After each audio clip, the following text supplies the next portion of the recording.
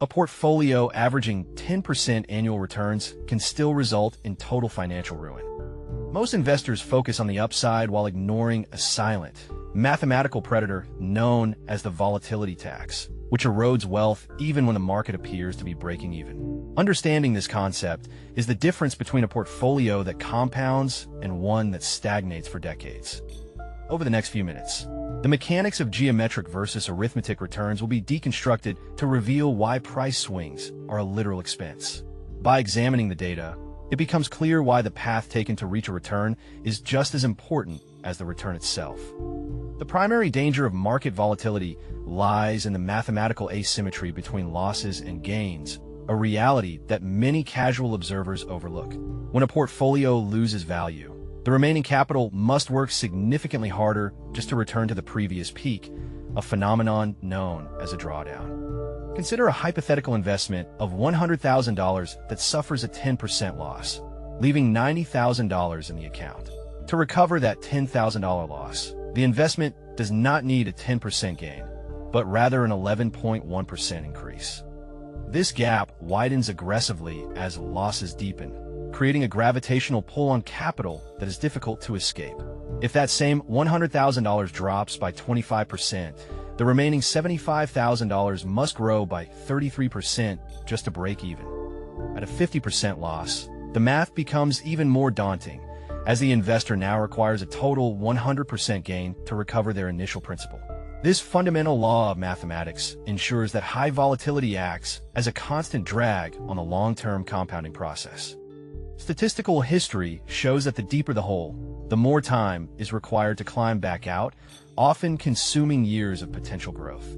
Every dollar lost requires a disproportionate amount of effort to replace, which is why preserving capital is often cited as a primary objective for the wealthy. But here's where it gets interesting. The industry standard way of reporting performance often hides this tax from the average person's view.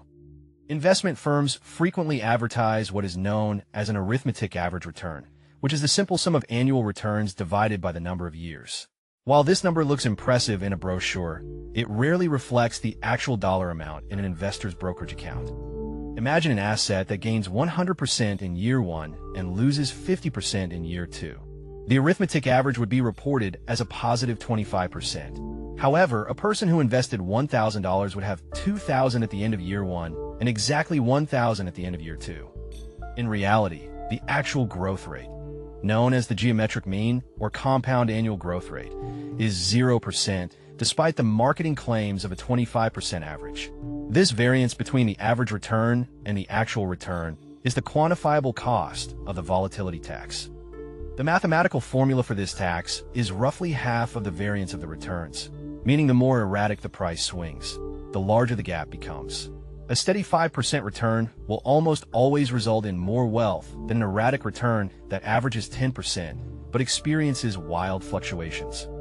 Data suggests that during periods of high market turbulence, the volatility tax can strip away as much as 2 to 3% of an investor's realized annual returns. For $1 million portfolio over 20 years, this hidden cost can result in a difference of hundreds of thousands of dollars. The data tells a different story once we look at how this tax interacts with the timing of when people actually need their money. The volatility tax becomes particularly lethal during the withdrawal phase of wealth management, a concept known as sequence of returns risk.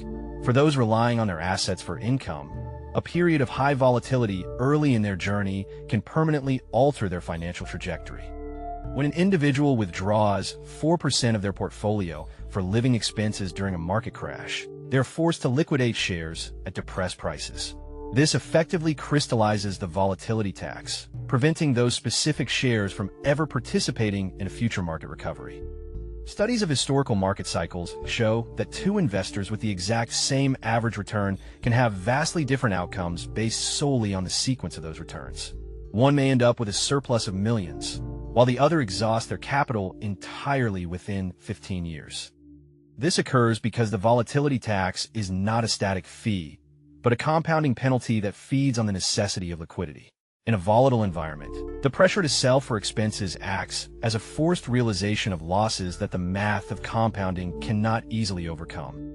The institutional world understands this risk deeply, often prioritizing the smoothing of returns over the maximization of peaks to protect against this decay. For the individual, recognizing the lower volatility path is often more profitable is a significant psychological hurdle. The question then becomes how one can mathematically defend against a tax that doesn't appear on any government form.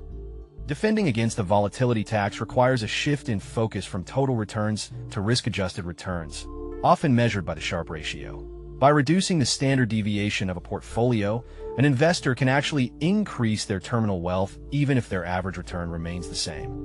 One common method used by large endowments is asset class diversification, combining equities with uncorrelated assets like bonds, commodities, or real estate. When one asset experiences a drawdown, another may remain stable, effectively dampening the overall volatility of the total capital base.